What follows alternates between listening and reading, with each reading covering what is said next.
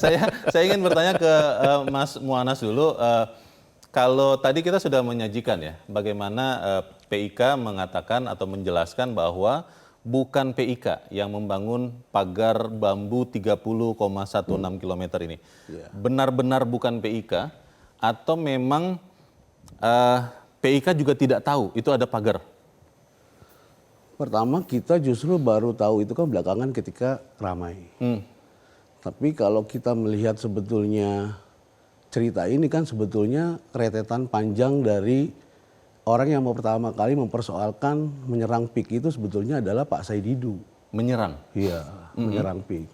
Jadi sebetulnya tagar bambu ini adalah fitnah-fitnah yang selama ini PIK alami dari pendapat-pendapatnya Pak Said Didu itu mengenai pagar laut. Oke. Nah, jadi ada fitnah-fitnah tuh sebelumnya kan, yang kemudian kita bantah gitu, belakangan kemudian baru viral lagi. Tetapi kalau persoalannya pagar laut tadi sudah disampaikan dan ditegaskan bahwa PIK tidak tahu menahu sama sekali soal. Tidak tahu menahu? Tidak tahu menahu. Tidak membangunnya? Tidak, kita tidak tahu sama sekali karena pertama bahwa itu berada di luar PSN.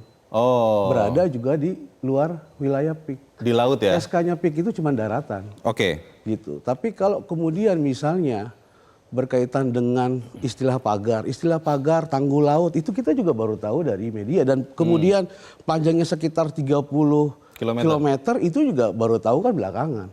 Tapi kalau kemudian misalnya kita cermatin dari begitu panjangnya puluhan kilometer itu, dari mulai Kronjo, kemudian ada Kemiri, kemudian ada Mauk, Sukajadi, sampai kemudian Teluk Naga, sebetulnya panjangnya itu berbeda-beda. Oke.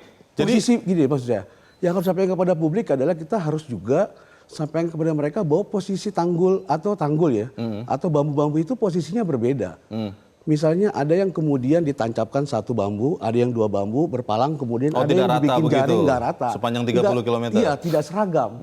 Tidak seragam. Kenapa? Karena ini penting berkaitan dengan ada alasan nelayan juga yang merasa bahwa bambu-bambu itu cukup memberikan keuntungan, memberikan bantuan mereka dengan alasan bahwa itu dipakai untuk budidaya kerang, untuk penghasilan tambahan.